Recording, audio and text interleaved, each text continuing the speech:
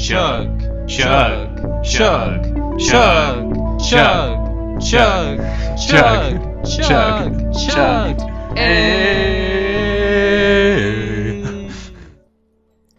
Hello everyone, and welcome back to the Wizard Staff Podcast. I'm your host, Blake. And I'm Guy. And we are two drunk novices who like to talk about EDH. We do drink and swear, so you've been warned. Please drink responsibly when playing children's card games.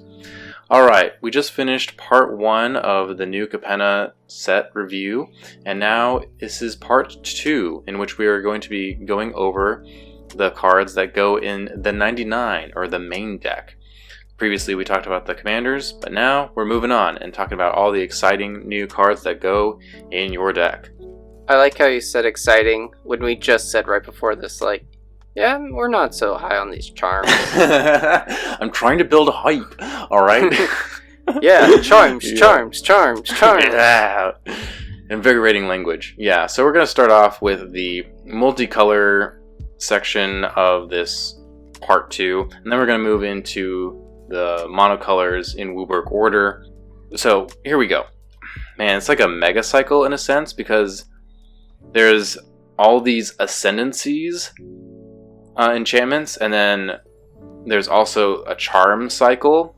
So we're gonna read like both the ascendancy and the charm for a color identity, just kind of go through it like that. So for example, we're gonna read Obscura Ascendancy and Obscura Charm at the same time. Maybe not, just together, you know. Alright, so here we go. Obscura Ascendancy is white, blue, black, and it's an enchantment. So whenever you cast a spell, if it's a mana value is equal to 1 plus the number of soul counters on it, put a soul counter on the Ascendancy, then create a 2/2 white spirit creature token with flying. As long as there are 5 or more soul counters on this Ascendancy, spirits you control get +3/+3. So, Guy, it's spirit tribal focused. Blake, you've already skipped over the charm. You just said you were going to read both. Well, I want to talk about. Okay, I'm like. It's okay. It's because the charms are boring. Can I just break that now? I just think all the charms are boring. It's fine. Okay, so Obscura Charm, I'll read it real quick. White, blue, black, choose one, and it's an instant. All of them are.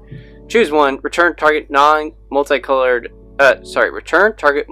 permanent card with mana value 3 or less from your graveyard to the battlefield tapped. Counter target instant or sorcery spell, destroy target creature or planeswalker with mana value 3. Yeah, I mean, it's good utility for Obscura decks, Esper decks, but, it's not like you're going to see this a ton, because it is so tied to its, mana color identity. Yeah. So that's kind of why they're a little underwhelming, in a sense. But, yeah, Obscura Ascendancy is also pretty good, because I feel like, in a way, it's similar to Luminarch Ascension, because, if its mana value is equal to 1 plus the number of soul counters. Okay, so you do kind of have to have a line with this, I guess. To keep getting soul counters, and then... Yeah. Spirit Tribal, it's okay. It's a fun card, I guess. Because, they're doing a seance, and I feel like that's what a seance would be. Oh yeah, it looks like a cool book club in the art. Alright, moving on. So, I also was like... Don't forget, this is with the Obscura family. Yeah, Guy, that's the first word of both of these cards. I'm not going to forget that. It's remember, that's the white, blue, black color identity. No kidding. The color of the card, colors on the card. So, I won't embarrass myself like that. Alright, so we got Maestro's Ascendancy, which is blue, black, red. Enchantment. Once during each of your turns, you may cast an instant or sorcery spell from your graveyard by sacrificing a creature in addition to paying its other costs. If a spell cast this way, would be put into your graveyard exile instead. So you get some recursion for spell slinger type decks. I know that we have a couple Maestro cards, I think, in the commander decks that we'll talk about that would probably work well with this, since they're kind of a spell slingery theme. We got Maestro's Charm, blue, black, red. Choose one, look at the top 5 cards of your library, put one of those cards into your hand and the rest into your graveyard. Each opponent loses 3 life and you gain 3 life, and then Maestro Charm deals 5 damage to target creature or planeswalker. Both are fine.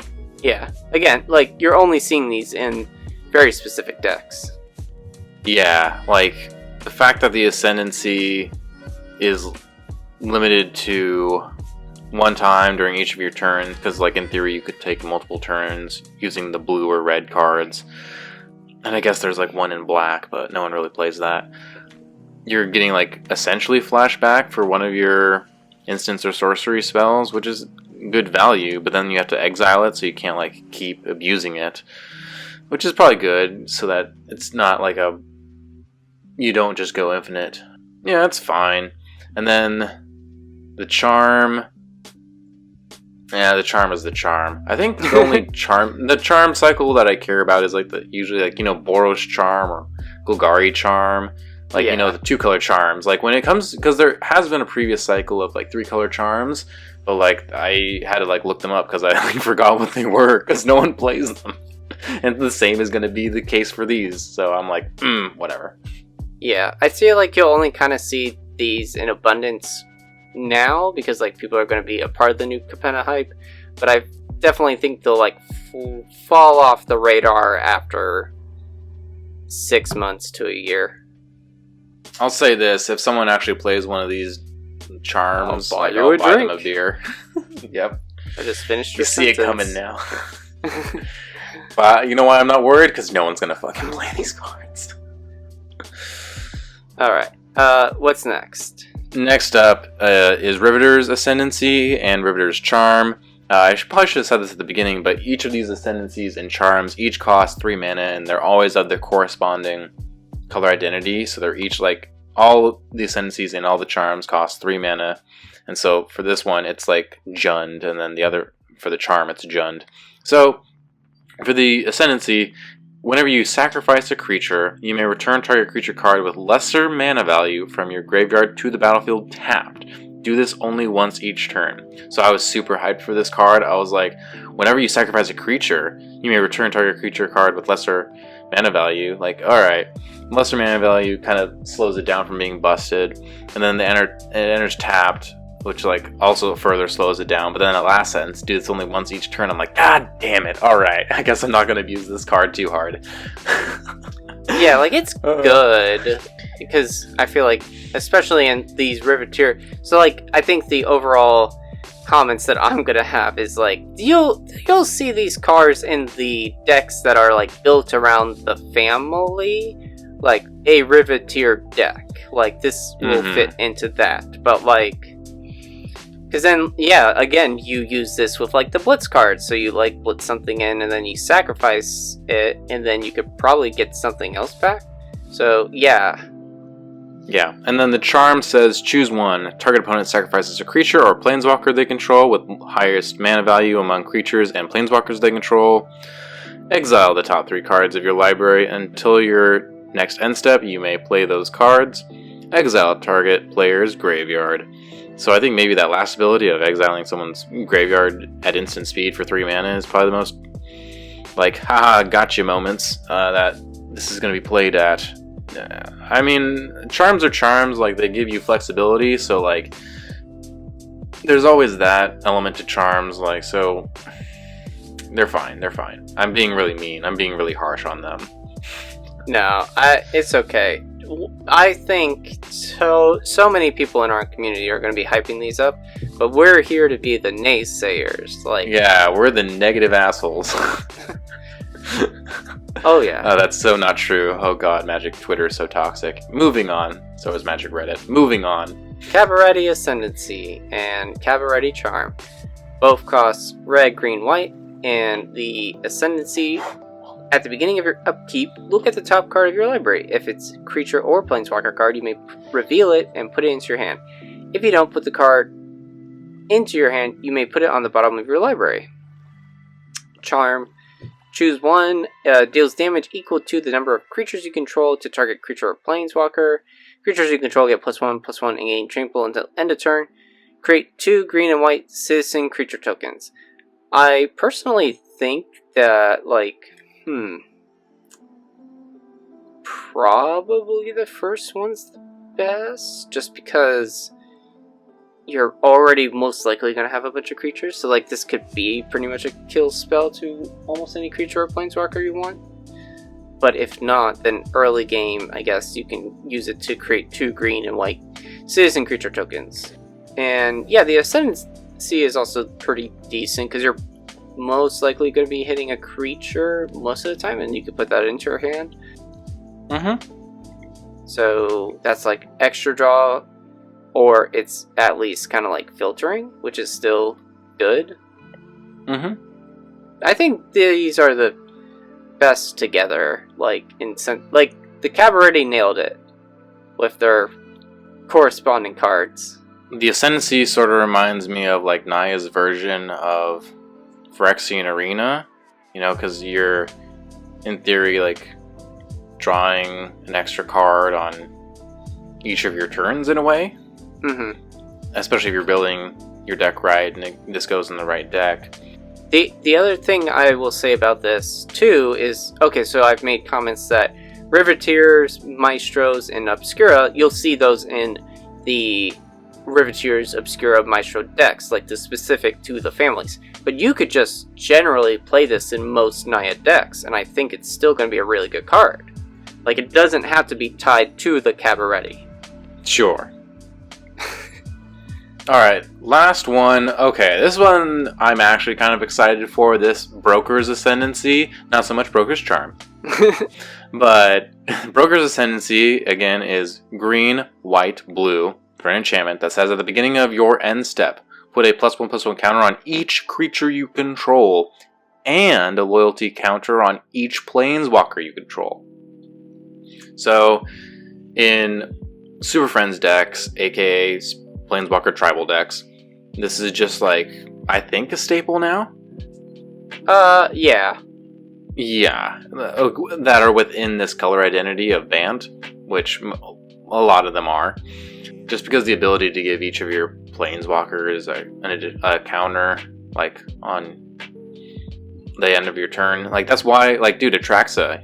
Like, obviously there's a lot of other things going on with fucking Atraxa, but that's one of the reasons why Atraxa's still powerful, especially for Planeswalker builds, is because of her end step trigger to like just put a counter on every Planeswalker, and that's kind of what Broker Ascendancy does. And then even if you're not doing Planeswalkers, even if you're just doing like a bunch of fucking creatures, putting a +1/+1 counter on all of your stuff, like, that may not be much, like, unless you go super wide, in which case then that will really start adding up, like, over like 2 or 3 turns. With, if you just have a huge like go wide board state, like, that'll be like a lot of damage represented. So this one, of all the Ascendancies, I'm pretty like hyped for this. I might be buying this one. I do find it really interesting that this one says at the beginning of your end step, where like some of the others are like at the beginning of your upkeep. I feel like that's what we see more often, and that's always kind of a downside because you play the card and you have to wait a full turn cycle for you to get the benefit. But this will give you the benefit, especially for your Planeswalkers, by ticking them up at the end of the turn. I mean, the +1s are good for, like, you know, keeping your defenses up, but, like, you know, if you're also being encouraged to attack, you gotta, like, wait a turn cycle to get that benefit. So it has its ups and downs, but, like, I feel like you get your better value for it being at the end of your end step, because you can play it, and then you'll, like, at least be like, okay, I most likely am going to be able to get this go off once, twice, you know, hopefully more, but yeah. I'm stoked. Yeah. I love it. And I guess we're not even reading Broker's Charm, I guess. No, can we please just skip it? Okay, Please. yeah, go for it. Thank you, I appreciate it. Yeah, read this next one though, because I think you're the one that added it to this list. Yeah, I mean, Scheming Fence, white and a blue, creature, human, citizen. As Scheming Fence enters the battlefield, you may choose a non-land permanent. Activated abilities of the chosen permanent can't be activated. Scheming Fence has activated abilities of the chosen permanent type except for loyalty abilities. You may spend mana as though it were mana of any color to activate those abilities. So I think what is just kind of best about this is, like, it's a pseudo null rod for treasure tokens, or just cards you know that, like, most decks are going to have. So, like, if you play this and someone has a soul ring, you can stop pretty much everyone's soul ring, but you'll still get the soul ring because you can tap this for 2 mana. And so, what's also so great about it is it's like activated abilities in general. It's not saying like except for mana abilities, which you oftentimes see. So I think this is a pretty good like hate piece for like white-blue decks. It costs only 2. Yeah, I think this card it's got its utility in the right decks, but it's good. You could also like name Necropotence or something, and then like you can draw cards without the like bad sides of like skipping your draw step, or then when you discard a card, or and then it gets exiled. So like pick the best thing. Draw a card for 1 life. Yeah, pretty good. Yeah, I do think that this sort of effect sees more play in like other formats, but sure, if you're just fucking tired of someone's treasures, just be like, nah. I think with the abundance with the abundance of treasures though, like this just can become better and better. Sure, you won't get to activate treasures, but it's like slowing your opponents down, because then they have to get rid of this first. Sure.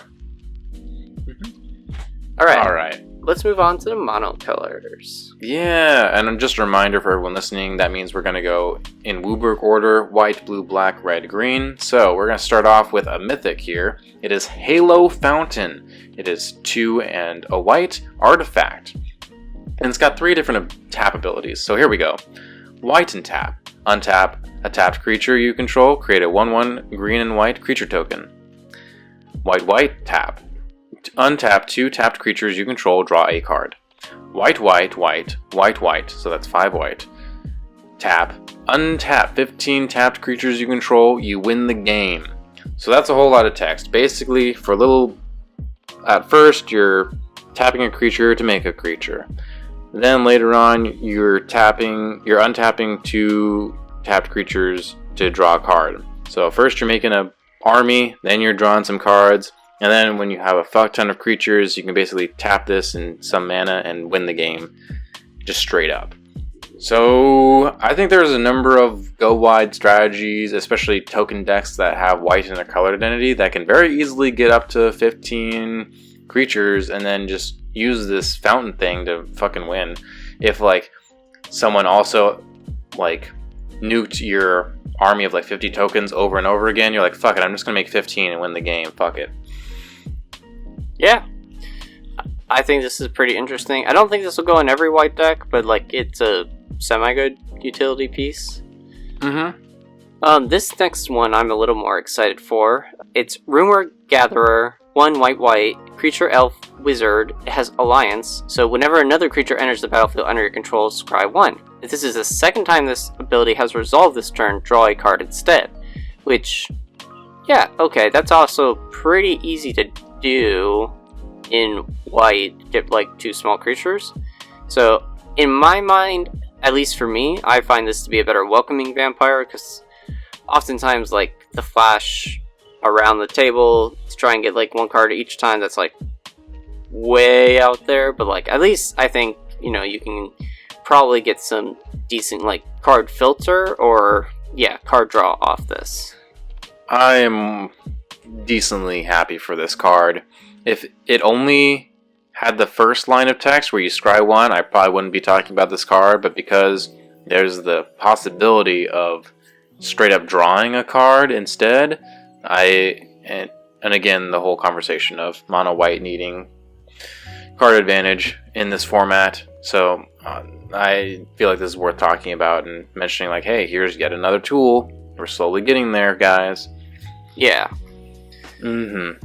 Alright, let's move on to blue. So cut your losses for blue sorcery with casualty 2. So just sacrifice a creature with power 2 or greater, then copy this thing. Target player mills half their library rounded down. So before you ask, if you copy this, you don't mill the other half of their library. Like, it mills half, and then whatever that new half is, you half that. So you can't just like 3/4. Yeah. So just to clarify, for anyone wondering, Guy, you have like some notes written here about like Bruvac and like persistent petitioners, and I think you're spot on. Perfect. Like, this is definitely goes in that deck. But beyond that, I'm not really sure what to say about this card. It's pretty straightforward. It's like Yeah, Traumatize. I think it's pretty good for Bruvac decks, and I know that that's a pretty popular commander. So, yeah. I mean, I played against it and lost it. It can do work. Oh, yeah. And so this is pretty much a kill two people kind of thing. Yeah. Because if you have Bruvac out and then you use this, you target one player, they mill double the cards, so double your half is a full, so all your deck. But then you can choose new targets, so you can then say like, okay, sack creature, and then copy this to then target someone else to kill them. So, pretty good. Mm-hmm. Gonna move on to an offer you can't refuse, one of the best named cards of the set. Blue, instant, counter target non-creature spell. Its control creates 2 treasure tokens. So this is in talks to being like as good as Swan Song. It's not negate. Trying to think of like the other. There's a number of 1 blue mana spells where you can counter things, and like you see them pretty often in CDH because just to like tax them a little is kind of difficult. But I think like this is like dependent on your meta more so for like that kind of thing, because it's not like as good as Swan Song, but yeah, to give them 2 treasures, I don't know. Like it's good, but it's not like also the new best counter spell. Yeah, there's been a lot of talk about this card because it's just a single mana. So that's really great. It's instant, so that's great. And it can counter target non-creature spell, so it counters most things. But then the huge downside is the fact that its controller like creates 2 treasure tokens. Not tapped, just like makes them. So yeah, I think really the card to compare it to is Swan Song, where it's like giving someone a 2/2 flying bird token is much less useful to them than the 2 treasures. So like this, like just generally speaking, this is not as powerful as say Swan Song is. Because any of your opponents, no matter what their deck is, they're pretty much going to be able to use those 2 treasures for something. So from a power level standpoint, it may not be as powerful, but if you want to play like a bit more casually and a bit more socially, and because people always complain like, oh, counter spells just ruin the fun for everybody. I don't necessarily agree with that, but maybe if you fall more on that spectrum of line of thinking, that you might actually like this card because like, okay, you countered my spell, but I got 2 treasure tokens, so maybe I can keep casting more spells in my hand. So I can see some people actually liking this card for that reason. Yeah, I think it just depends what kind of player you are. Why don't you move on to the next one? Alright, next up we have a Witness Protection. It is also a single blue mana. This one is an enchantment aura, so you have to enchant a creature. Enchanted creature loses all abilities and is a green and white citizen creature with base power and toughness 1/1 named Legitimate Business Person. Great name. Totally not at all. Fraudulent. So again, this is also just very efficient for what it does. It's a single blue mana to essentially make one of your opponent's creatures, probably their commander, into something absolutely useless. Mm-hmm. So it's just so efficient that I think it's worth talking about. It's just a single blue mana. Fuck. Yeah, I mean, I find it pretty good. I don't think, again, it's like an every deck sort of situation, but like you'll see it in some decks. Mm-hmm. I can see someone playing this against me, and then I'm like, that costs like a single blue mana, and now my commander's turned off, and my entire deck is shut down. Fuck. Yeah.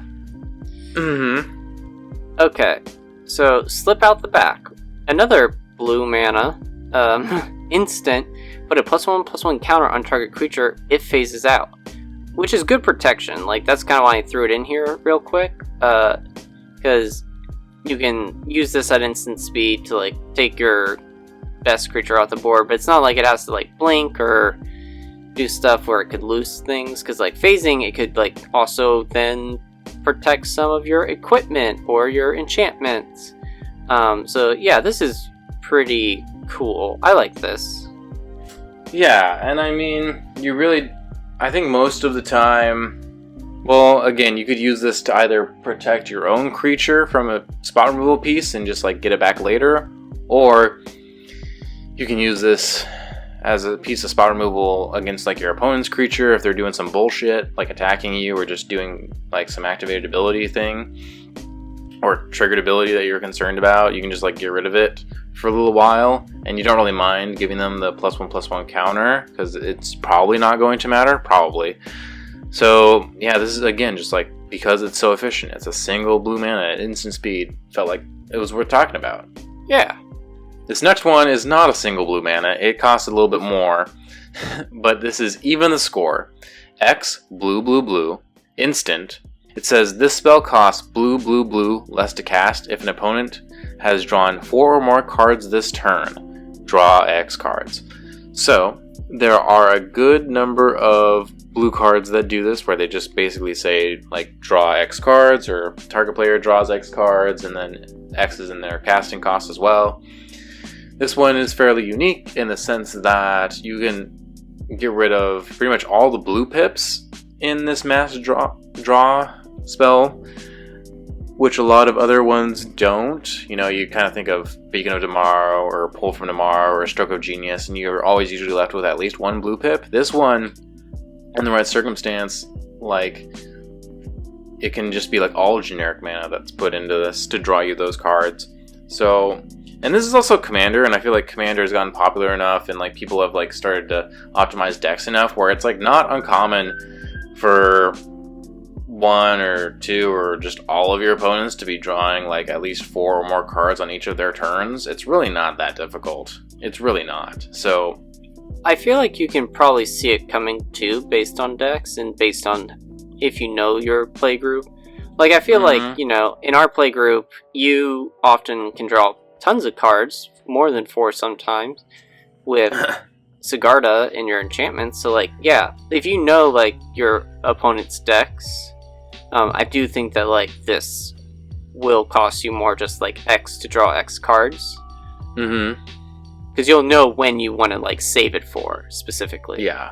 I feel like if you've been playing Commander for any amount of time, you kind of know, like, generally the, like, power level of, like, a deck, and, like, therefore the power level of decks you want to play against, and therefore you kind of know, like, the speed at which those decks operate and how much card advantage in the form of card draw those theoretical decks will have. So you can, like, if it's a very casual deck, you're not going to play this. If it's, like, a super, like, you're not going to play this in CDH, but, like, if you're somewhere in the middle where, like, you know that your opponents are at least drawing, like, 4 cards per, like, their turn, then this will probably slot in. Yeah. No problem. Yeah. Alright, we're going to move on to black. Yes, and we got Angel of Suffering, 3 black, creature, nightmare, angel, flying. If damage would be dealt to you, prevent that damage and mill twice that many cards. So I thought, like, okay, we're definitely seeing kind of a rise in, like, the black-white angel archetype, and I think that this is a pretty good card for that. There are probably other combos where, like, you know, I mean, black's graveyard shenanigans, so, like, this card will just, like, fuel your graveyard pretty good. Yeah, this is an incredibly unique effect, I would say. There's not really a card that I know of that does quite this, where it's preventing damage and basically converting it into mill. This is one of those cards where you really want to know the rules of Magic, because you can definitely abuse this effect with cards sort of like Lich effects. And Lich is a very complicated enchantment, and like Lich's Mastery and Nefarious Lich, and you got to really know the rules, and I'm not going to get into that right now, but this card synergizes with Lich effects to where you can, like, keep milling, and even if you have no more cards in your library, you can still mill and not lose the game, which is weird that you can keep milling cards that you don't have and still stay alive. if you're synergizing with those lich effects. So that's really weird. If I ever see someone playing this card, it's either your situation, guy, that you were describing, like where they're probably doing like casual black-white angel stuff, or they're doing some absolute rolls bullshit that I should be very, very afraid of. Yeah, I see ya. I get you. Alright, this next one is kind of funky, at least in the casting cost. It is Shadow of Mortality. 13 black. It is for 7/7 creature avatar. And the art is like this giant shadow hand on a building. If your life total is less than your starting life total, this spell costs X less to cast, where X is the difference. So we start at 40 life, so that would mean if your life total is 27 or less, you get a 7/7 for just 2 black mana. Alright. Yeah, I mean, I don't think that's like super uncommon, because like I feel like especially mono black. Mono black loses its life so quickly. Totally, and I mean, one of the decks specifically that I was like, yeah, this will definitely go into it is like Yuriko, where you tutor for this because Yuriko will deal damage to each of your opponents equal to the mana value of the card on top, and that has plenty of ways of like putting cards back on the top. So like this on top of your library will just keep hitting your opponents for 15, and that's not going to be too bad. I mean, that's going to be a quick game if they can just get that to go off even like twice. Like that's a hefty chunk. Sure. Yeah. All right. This next card, I added kind of last minute. You talk about this card because I read it and I was like, yeah, it's okay, but maybe you can sell me on it. Maybe not. I felt like I had enough to talk about it.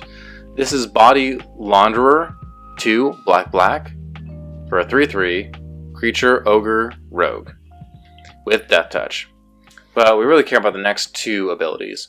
Whenever another non-token creature you control dies, Body Launderer connives. So remember, it's the looting and the +1/+1 counters thing. That thing.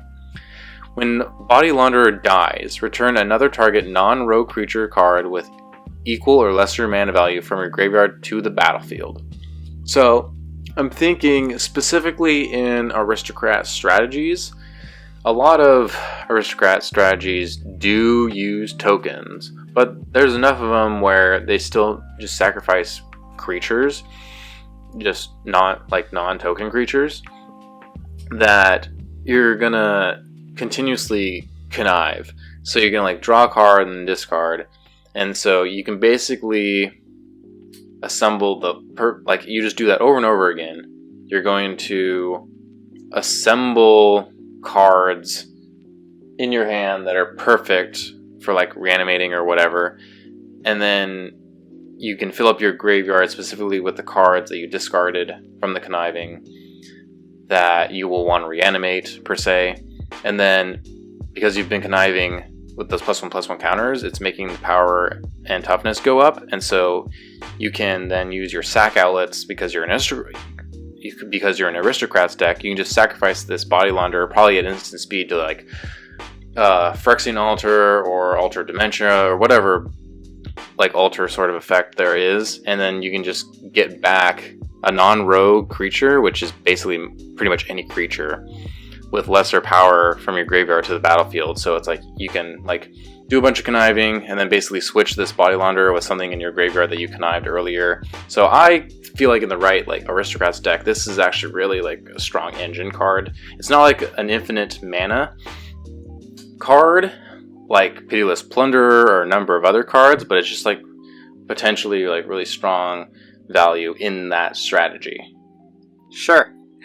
No. Yeah, no, I totally... Okay, yeah, okay. In that sense, yes, I do agree with you. Like, it is kind of specific to some of these other strategies in that sense, but, like, in the right decks, like, this is pretty good. You sold me on it enough to, like... Yeah, it does not go in every black deck. Yeah. Right. It's for specifically Aristocrats, I think, and even then, not all Aristocrats. So that's my caveat. Yeah. Gotcha. Alright, we're moving on to red, and we got one of the best cards in the set. Professional Facebreaker, 2 and a red. Creature, human warrior, menace. Whenever one or more creatures you control deal combat damage to a player, create a treasure token. Sacrifice a treasure, exile the top card of your library, you may play that card this turn. It's a 2/3. Yeah, treasure support, gone wild, so this is just great for red to like play, you know, create 2 treasures from probably a card to then draw 2 more cards. Yeah, I like this, and it encourages you to attack, and you know, it has menace, so it's semi-evasion, so at least most likely you're going to be able to swing this through to get 1 to go off, but even then that's just like 1 card a turn for you at least. But yeah, red has plenty of ways of creating treasure, so probably going to be able to at least get like a lot of card value off of that. I am fairly impressed with this card. I don't think like it's busted, but really that last ability of just sacrificing a treasure and then like exiling the top card and then you can play it later that turn, that ability alone is just so strong, especially given like how WotC is designing so many treasure synergy cards these days, that on a 3 mana like creature that can do other shit too, that can make the treasure tokens under certain circumstances. Like, yeah, I'm like decently hot on this card. I'm liking this card. Yeah, I think this one's hype. This one deserves the hype it's getting. I agree. This next one also is I overlooked and isn't actually half bad. It is Glittering Stockpile, 2 and a red, artifact treasure. So it's kind of a mana rock. You tap it to add red, put a stash counter on Glittering Stockpile, and then it also taps, sacrifices itself, and adds X mana of any 1 color, where X is the number of stash counters on Glittering Stockpile. So, Guy, you talk about this card. I feel like you're even more excited about it than I am. Yeah, because we always talk about how like 2 mana rocks are like too format defining sometimes, and like they are straight up. Yeah, and this one is nice because it's 3 mana and it's red, so it is kind of a little more specific. Can't go in every deck, which is good.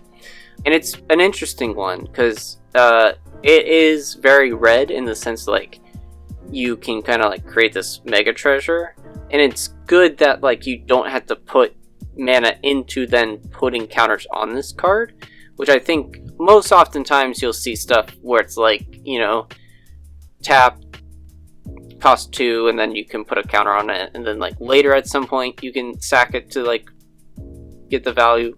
Like, I guess I can't think of one at the top of my head, but anyway, yeah, I think this is a interesting one because it can come down early. You can, you know, use it, and then like even 3 turns later, so long as it's still around, you can like sack it, get 3 mana. So pretty good. I just like the fact that, yeah, like you were saying, like we don't need any more good 2 mana rocks, and WotC has heard that, and they're really trying to design 3 mana rocks that really do extra and really incentivize you to play 3 mana rocks instead of 2, because I think that makes the format more interesting just in general. Mm-hmm. Yeah, I like this. I like this actually quite a lot. I'm kind of embarrassed that I missed this at first glance, so I'm glad you like brought me my attention. Walk it off. You got it. Okay. Arcane Bombardment, 4 red, enchantment. Whenever you cast your first instant or sorcery spell each turn, exile an instant or sorcery card at random from your graveyard. Then copy each card exiled with Arcane Bombardment. You may cast any number of copies without paying their mana costs. Bombardment! That just came back to me from The Simpsons. Bombardment.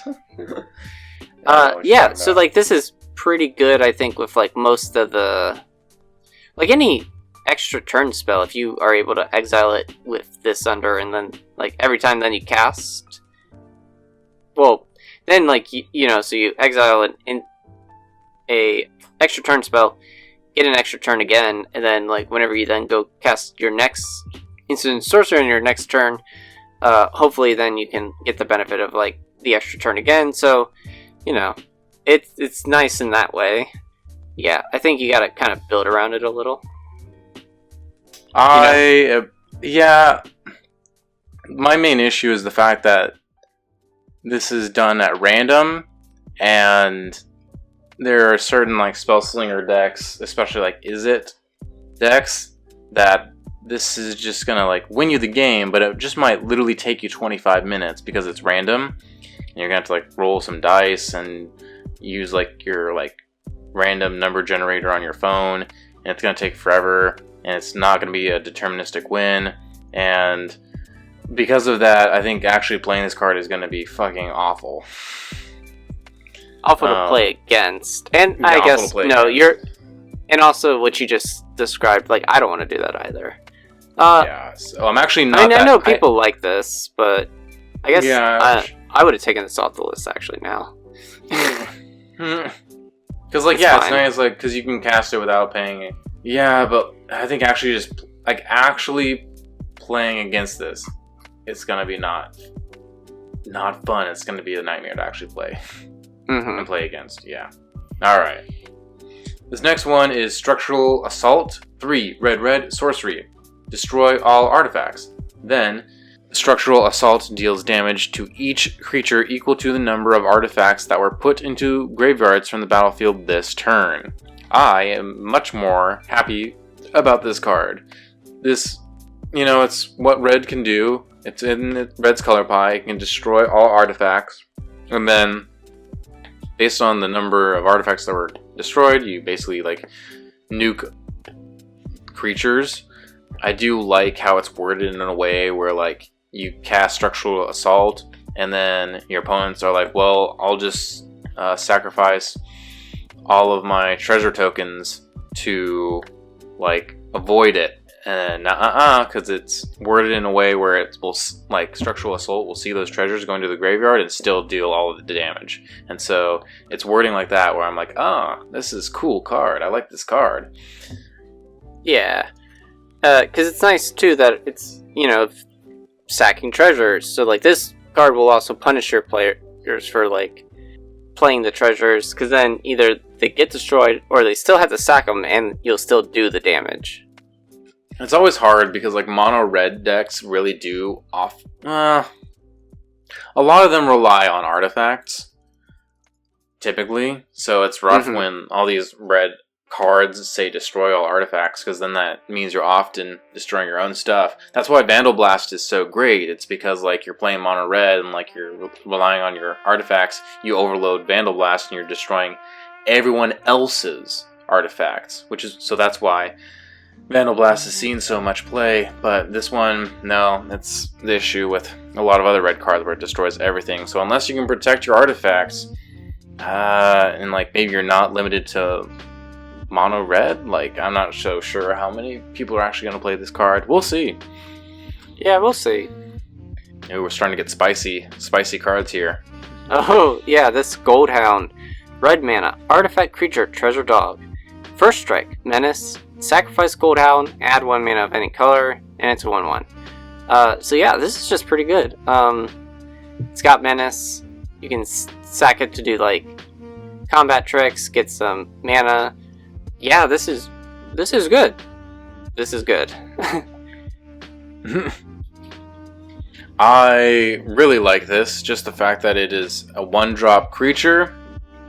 It doesn't have haste, but that's fine. It's got first strike and menace. But yeah, the part I really care about is the fact that you can just tap and sacrifice to add 1 mana of any color. Like, it's just very mana efficient.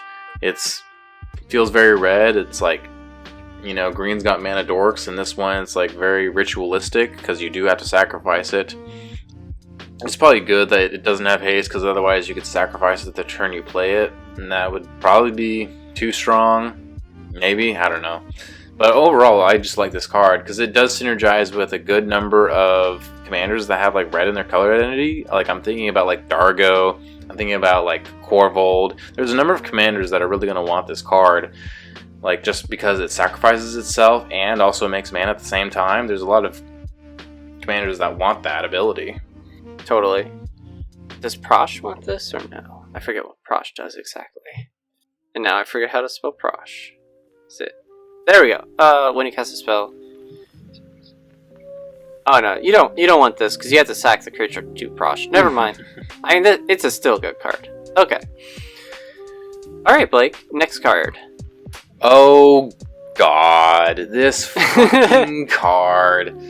God damn it. Alright, so this is probably one of the most talked about cards of this whole set. This is Bootlegers Stash. I'm here to ruin EDH forever for everyone. It is 5 and a green.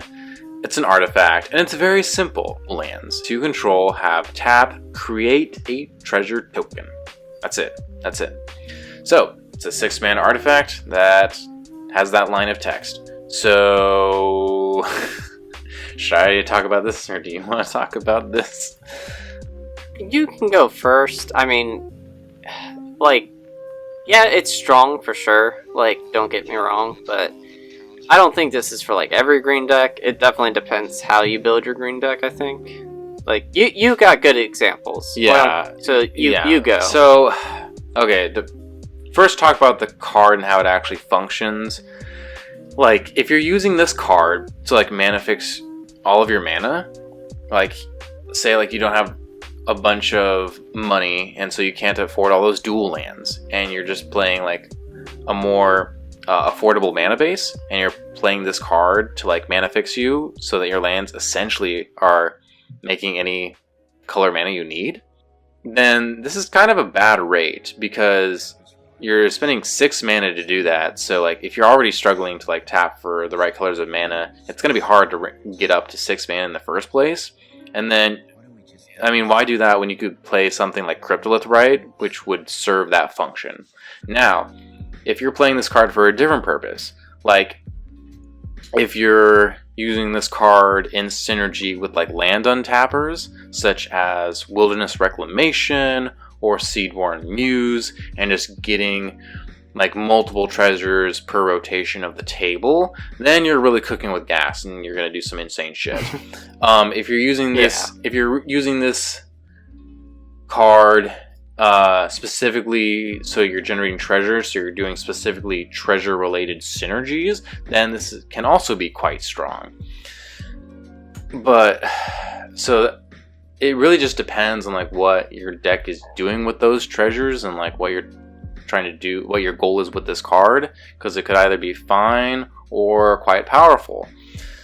The other part of the conversation about this card is just from a design perspective, whether or not it's good or not. You know, people have been saying how green is a color in Commander that already has tons of ramp. It already can do the Kodamas and the Cultivates and the 3 Visits and a bunch of land-based ramp. Like, does it really need treasure synergy? Because I believe right now it is, like, secondary in treasure creation. I'm not 100% sure about that, but I think that's close to accurate.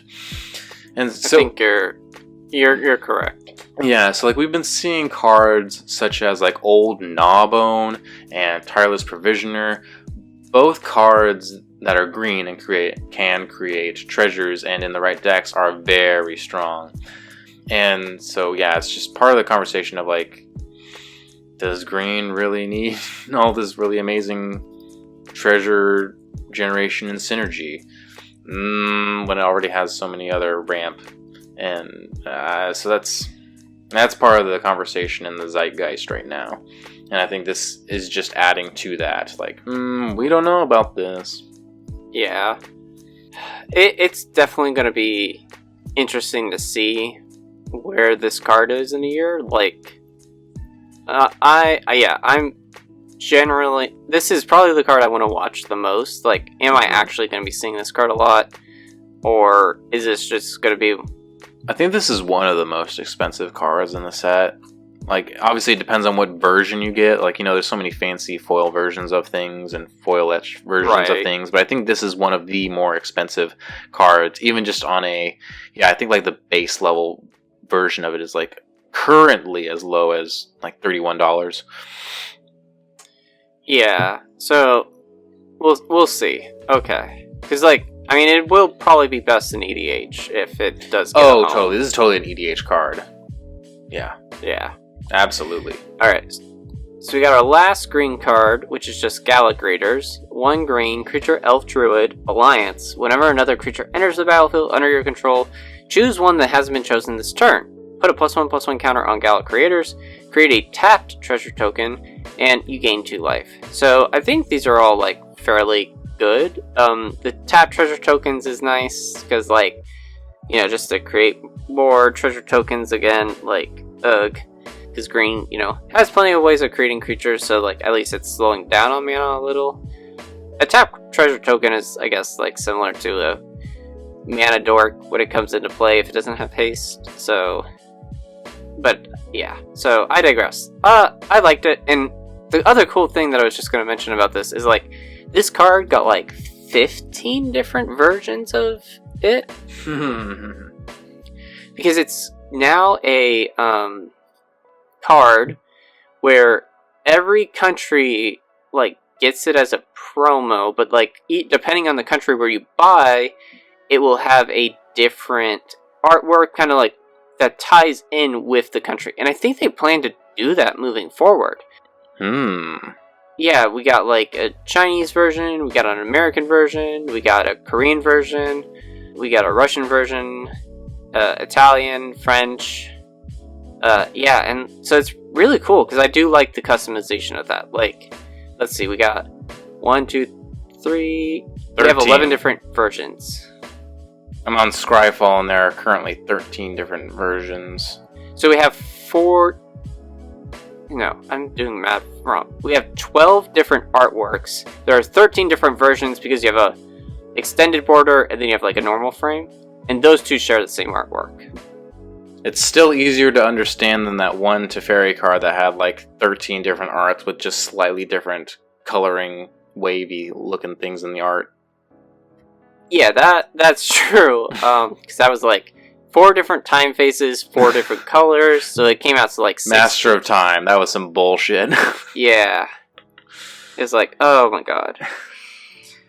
Alright, we have one more card, and then one last cycle. I mean, the cycle will be pretty quick, but Blake, read this last card, because it's interesting. Okay, yeah, it's a strange one. It is Luxior Gyada's Gift? I believe I said that right. It is a I think you said that right, yeah. It's a single colorless mana. It is, or generic I should say. Legendary artifact equipment. Equipped creature gets +1/+1 for each counter on it. But more importantly, equipped permanent isn't a planeswalker and is a creature in addition to its other types. Loyalty abilities can still be activated. Equip planeswalker 1 or equip 3.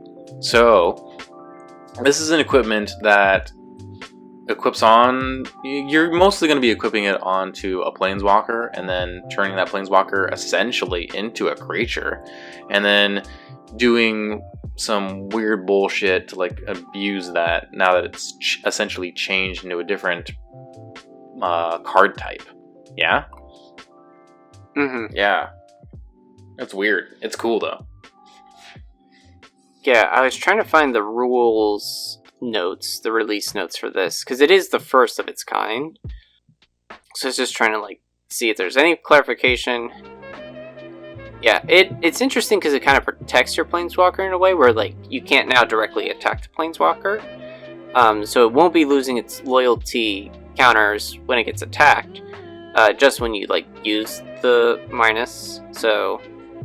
and then you can also unequip it to a different planeswalker too, you know, just like equip. I don't know if you'd be able to attach, because, like, most of the times attach this to another creature. Well, I guess you could attach this to another creature, but it's not going to be able to just attach to another planeswalker. So yeah, I think this is super interesting. I, you know, really am interested to see how much this gets played. But yeah, again, Atraxa decks might want this, because it'd be a good way of, like, protecting a planeswalker in a way. True.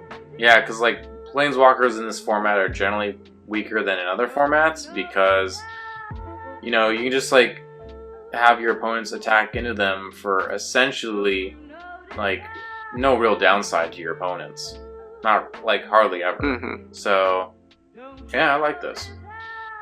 for that reason. I hadn't considered that. Yeah.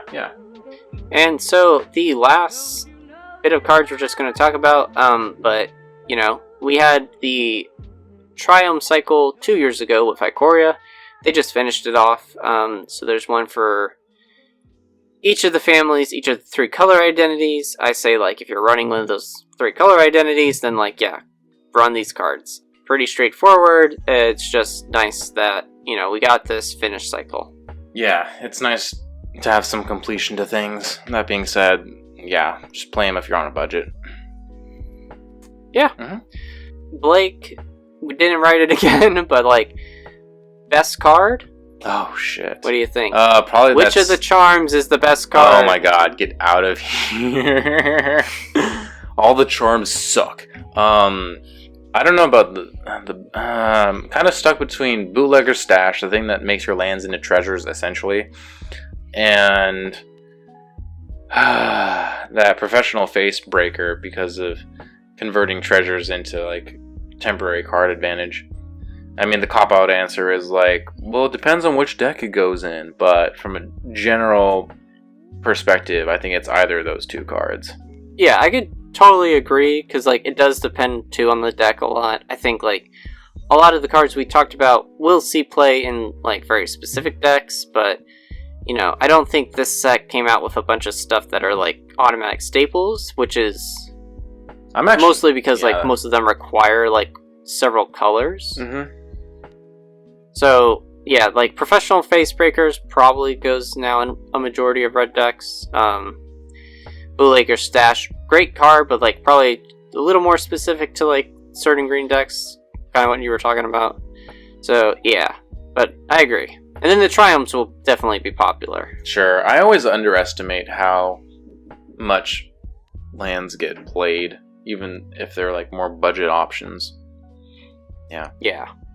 And they go up in price pretty quick, so, like, the number one thing to do, actually, is to pick up all 5. Like, I thought about picking up the original 5 back in Ikoria, and then I never did, and I regretted it. So I was like, now that I see this, I'm like, I mean, maybe if I want to, but, like, no, I should just buy them, because, like, even if I don't play them that much, like, they're going to be worth money in at least another year or 2. Sure. It's easier to tell when half a cycle it comes out before the other half. That way you can figure out whether they're actually worth purchasing or not. Yeah. Exactly. Alright, well that wraps up part 2. We've just finished the main deck cards.